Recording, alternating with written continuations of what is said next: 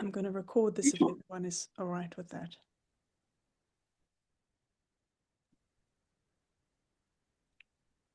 Rahma, are you ready?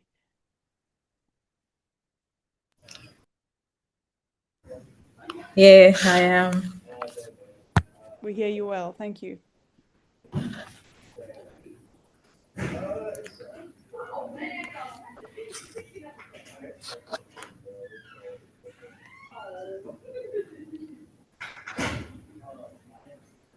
So when you're ready, will you just launch into it? I'm going to hand over to you. Okay.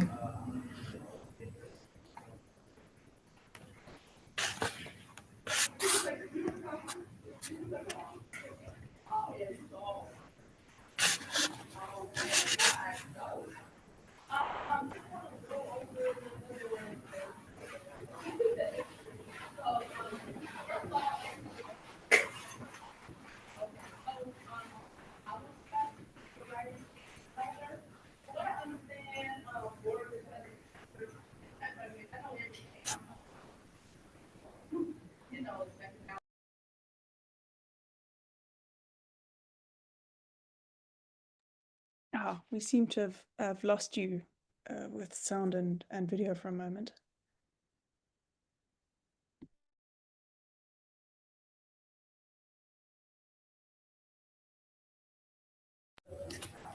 There you are. Okay, should I go ahead? Yes, please. Thank you. The first poem I'll be reading is titled Play Acting. Play Acting for you. Water holds you in its long ends, and the lines on your palms open pathways for you. You squeeze into shallow spaces, no room to breathe, swim, or drown. In silence, you burn. Your mouth dry, eat hours and hours of sleep. How long will you water those pains? Your soul, like your voice, tender, flower tendrils, musical, tissue. You console scars in your back pocket. I catch the tenor of your breath, the color of your emotions, the shape of your pain. You max happiness while your insides scream. You revise tales to escape your tongue while your heart screams, threatening to break free. Thus, I know in my refusal to buy into your play acting. You hold up and pour into others. You stretch in hopes that the emptiness you feel fills. You collect spaces. You light up the night and show up even as the world breaks your strength. You, I know, how water, how you pour yourself into others, flow into arms serving light, travel into spaces, cycling every chasm. Thus, I know to make you pure. The second poem is titled Consequence. Every man will become guilty of something before a certain age, before the appointed time. I wonder what guilt will eat me into aging. I think of the decisions or indecisions my father made to arrive here, at this junction. I turn over on my bed at night after keeping everyone's expectation of me under my pillow to sleep on it. I'm only trying to wake up the next morning, my mind still in a right place. I'm only trying to wake up the next morning, a sane person, unworried about the dollar rising like flour in the oven. I'm only trying to wake up to an emptied mind and stocked kitchen. Every man will become guilty of something before a certain age, before the appointed time. I wonder what guilt will eat me into aging. And I have a third poem. It's titled Hide and Seek. Do you know how high you have to count to be hidden for 5 years? Hell, no one told 5-year-olds to hush and listen closely as death runs by. My mother's palms are up together, shaking in dismay like dried leaves on a turbulent sea. her lips quivering as her eyes geared towards the sky, begging Araman to keep us safe from all that quakes this place. Not everyone who witnesses the start of a war lives long enough to watch its flames die out. I watched as they dragged an old man by his hair, whose only crime was being different. I shiver, wondering if I will witness this happening to my father too. In Palestine, Sudan, Maduguri, and Jos, many innocent lives get cut short for the difference in tongue and beliefs or color. I think of similarities as bulletproof. Our bruised hearts. Look at the world. See, it aches. Just yesterday, my mother hummed as she made potatoes and running eggs. Today, I ran, my eggs untouched. I ran towards the hideout, the border, towards freedom, towards peace. I hope on mother's dirges as it accompanies my steps towards extinction. I watch the world bleed from every angle, every different pole into chaos. That's it. Thank you. Sure, thank you. That's a yeah, amazing. So much so dense in there. I can see people in the chat saying specific lines that were really, powerful. I love that idea of, having other people's expectations of you under your pillow and the dollar rising like bread. It's just perfect, perfect language. Um, do you have any others you want to read? We've whetted our appetite. It could be yours or could be someone else's, and it could even not be poetry.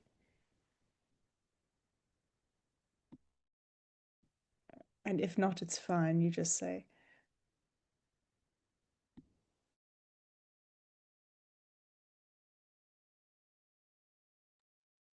Rama, is there any others you want to read? Or it's just those three?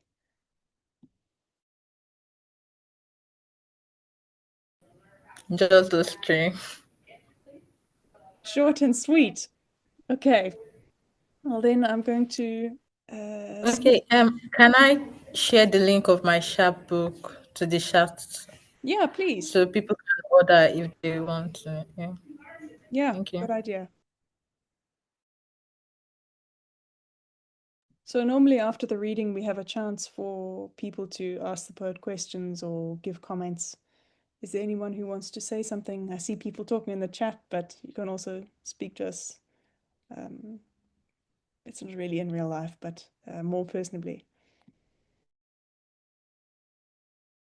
You can just raise your hand digitally or physically.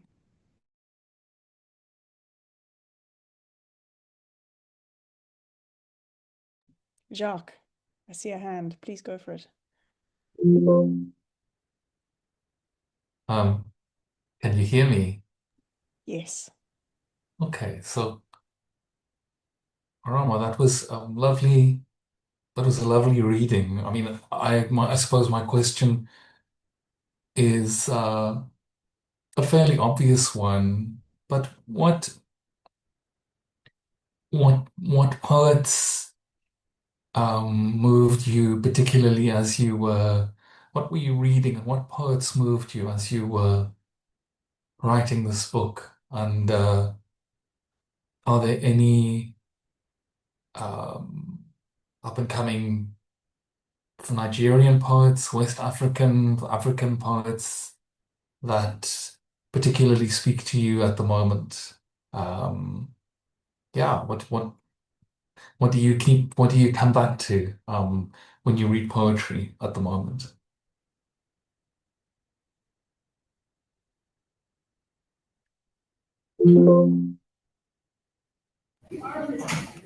Okay, should I go ahead and answer or Please. okay? Uh, I'm coming, please.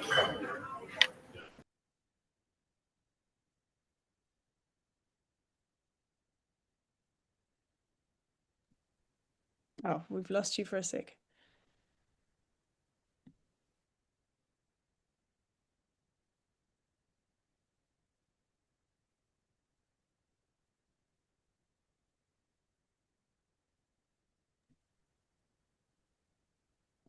Rama, I'm not sure if you're still hearing us. We've lost your picture and your video. I mean, your picture and your sound.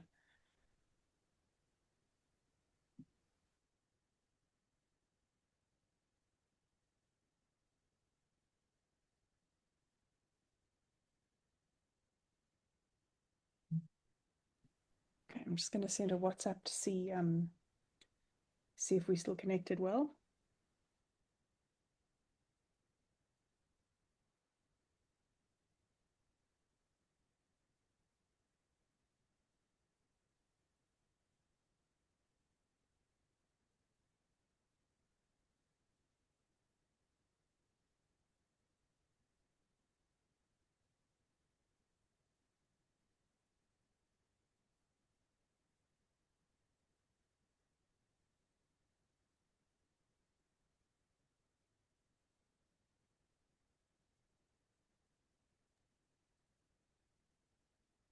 Hi, Rama. Just checking if you can still hear us.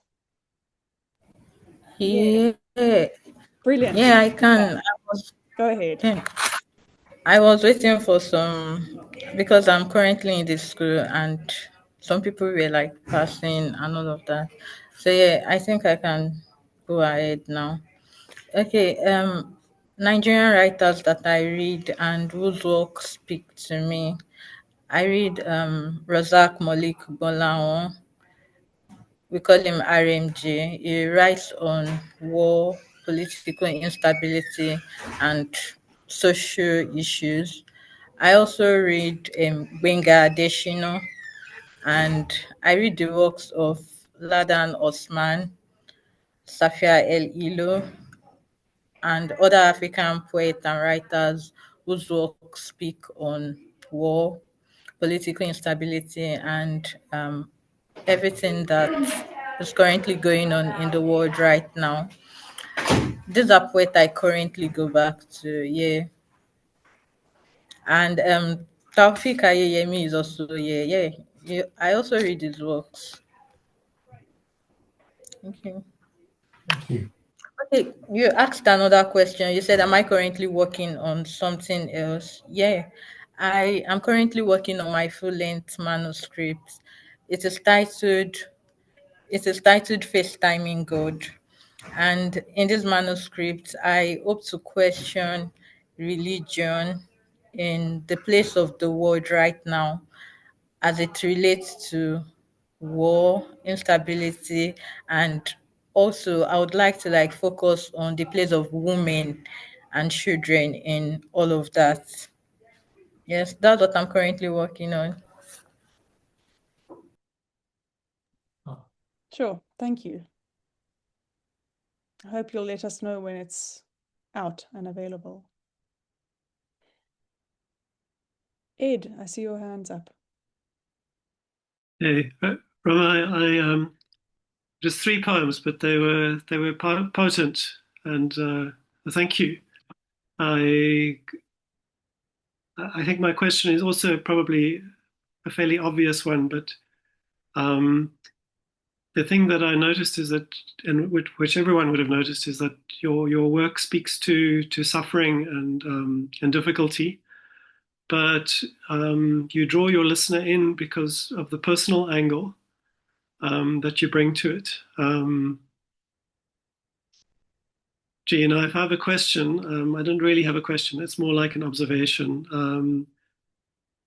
And I noticed in your other responses that you talked about war and instability, political instability. Is it a challenge making these things, grappling with these things in poetry, or does that? I guess this is my question then.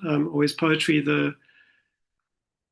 one of the windows, one of the doorways into contemplating that experience, thinking about these kinds of things? Sorry.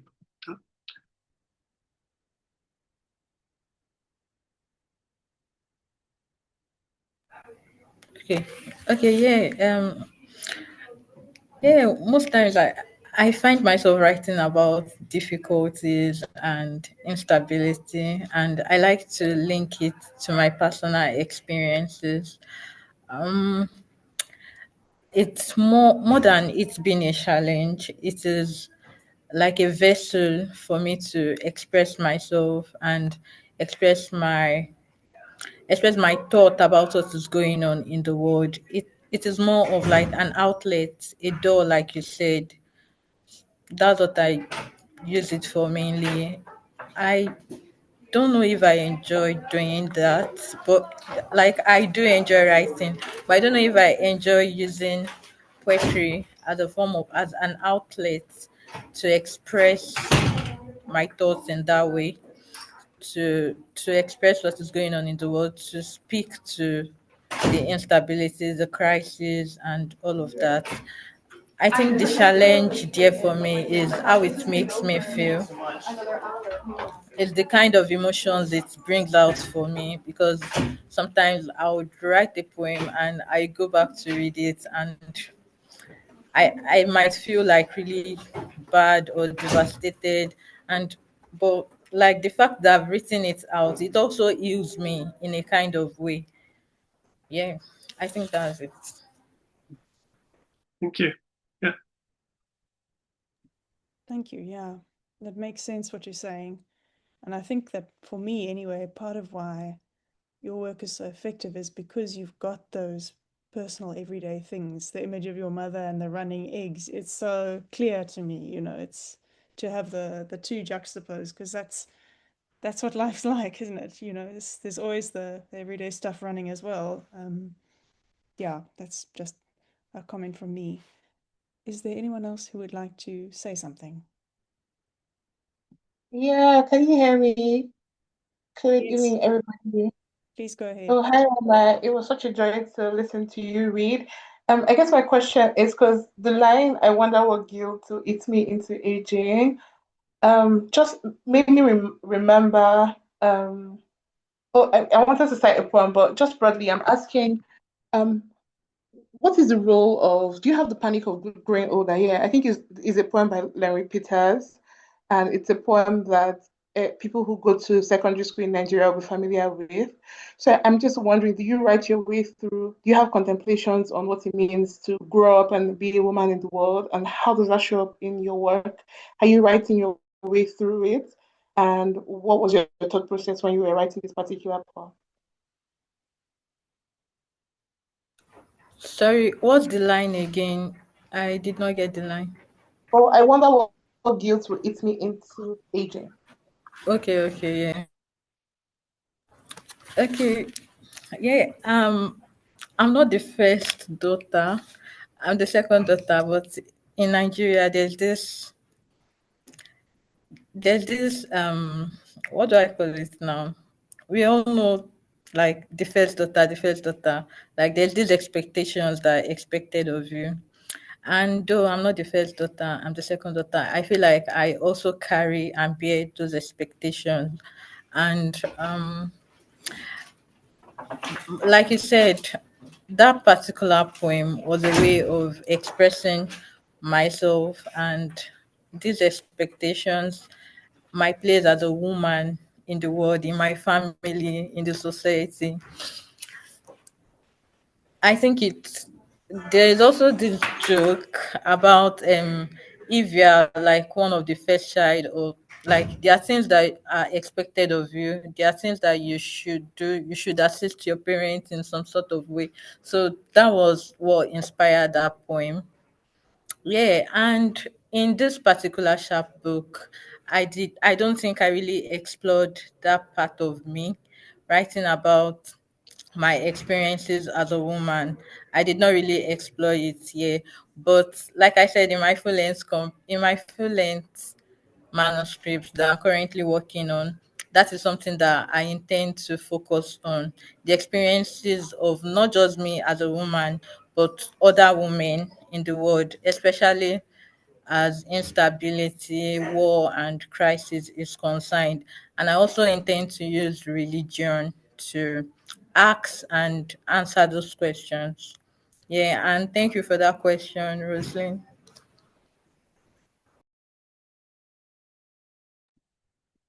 Yes, thank you. Is there anyone else who wants to say or ask something? Taufik, please go ahead. Yeah, hello everyone, and hello Rahma. Yeah, that was a wonderful read. Yeah, I enjoyed listening to the 3 poems you read. Yeah, there is no question. I just want to say that we are looking forward to getting the books, the archives, and we can't wait to have the full-length book released. Yeah, and also to commend the boldness that goes into discussing the social unrest in the country. Sometimes I think I started writing on that themes, and at a later time, it gets me weak, through the emotions. Anytime I come across those things I've written about and they are still going on, it doesn't seem like things are going to change. So I get emotional. So I had to stop. So anytime that I see people who still explore these themes, question this unrest that we have both locally and globally, it's a great job. A lot of strength and boldness goes into that, and I praise them for that, and I say well done on that wonderful chapbook. We can't wait to read through the other. These three alone is a great window into what the whole collection is all about. Yeah, thank you for sharing those poems with us. Thank you so much, Taufik. Thank you. And I wanted to add it the other time. Rosalind also had a chapbook in the same box set with me. And our chapbook is about, I think, women and spice or something like that. Yeah, so we are in the same box set. And thank you again, Taufik. Yeah, you're welcome. It's the college APBF for this year is dominated by Nigeria, so we can't wait to get all of it. Maybe this time I'm looking forward to getting the old box set. Yeah. Thank you all, and Rosaline. Thank you. Yeah, thank you for that comment. Well said. Thank you. Is there anybody else who wants to chat? Otherwise, we can take our short break and then come back afterwards for an open mic. Oh yeah, I'm sorry. I wanted to ask if it was possible to request a poem, to request Rahma to read a poem. That's up to her. From our side, yes, it's fine. Hi, Rahma. Because I'm such a huge fan of your work, and you have poems on Italian magazine that I come back to very often. And I was wondering if you could read that for us. Yeah, the 2 poems on Italian magazine. Okay.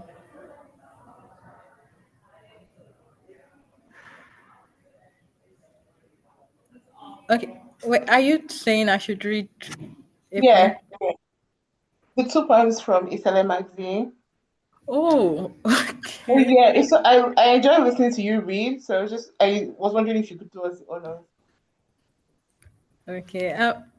Do you want me to read it or will you read it? No, I want you to read it. Thank you very much. Okay. Let me look for them. Nice to get a request.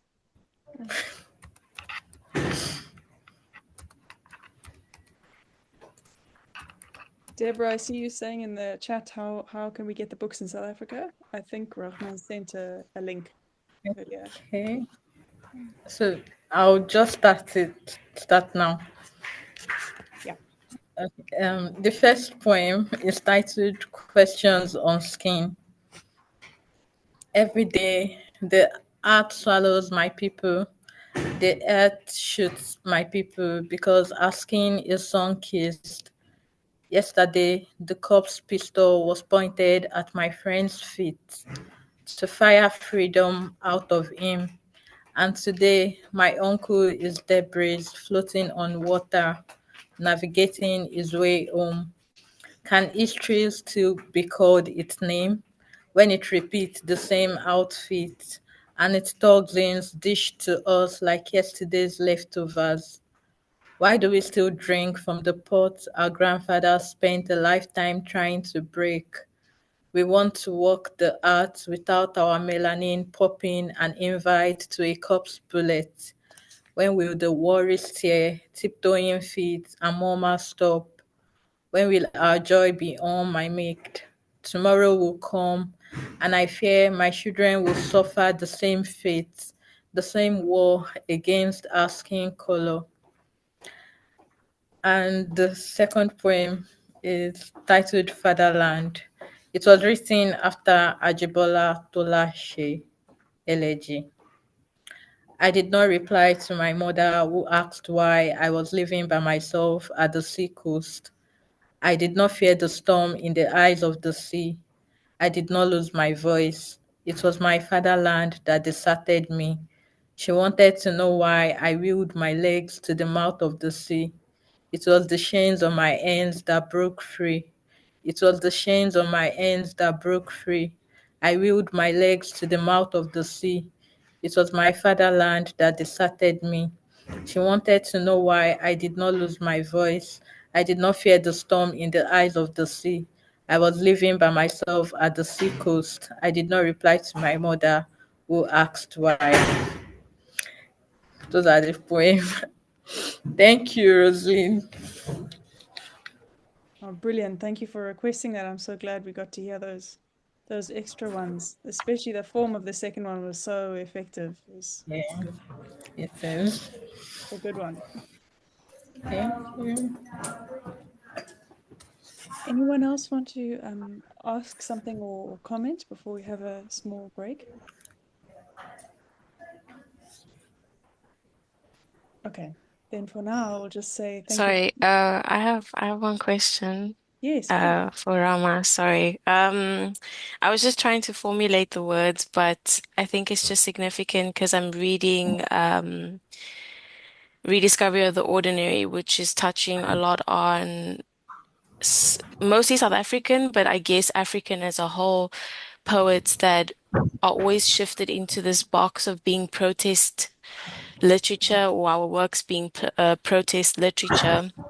And I wanted to ask if you feel that this box still exists, or if you filter yourself into that box, seeing as that's your inspiration is the unrest, political unrest. And I write as well, and I feel that there is no other thing that as an African I could write about, especially South African, I guess in my case, and I think it happens to all of us. So do you do you feel that there's any box we need to break, or I hope my question is coming across, or do Yeah, you feel that that that this is what we are, and that there is no box, it just is? yeah, I understand your question. I get it. Mhm. I honestly think there's no box to break. There's this poem, this very popular poem, where this Palestine poet says, I want to write about flowers too, but what's the I'm trying to remember the poem. It's a very popular poem where she says, I also want to write about flowers when you walk into a room and an American is there or something like that. Yeah, like I also want to write about flowers. I want to write about the moon, but I can't do that because my reality is different. And so I don't think there's a box. We Yeah, write, fuck your lecture on crafts. yeah, lecture My on people craft. are What's the lecture dying. on craft? Yeah, that's the poem.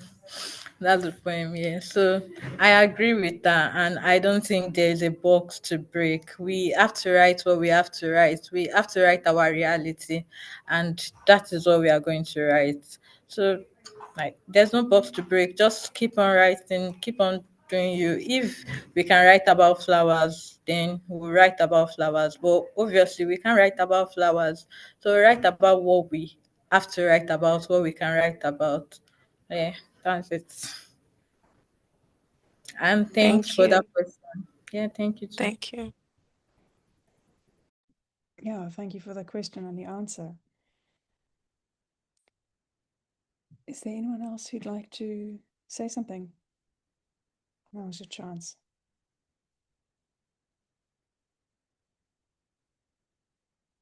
Okay, then for now, we'll just say Thank you very much to Rahma for that wonderful reading, and thank you all for attending and for asking your questions.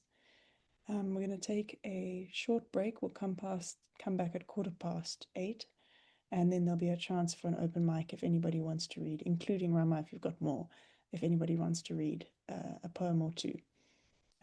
We'll see you soon. Thank you.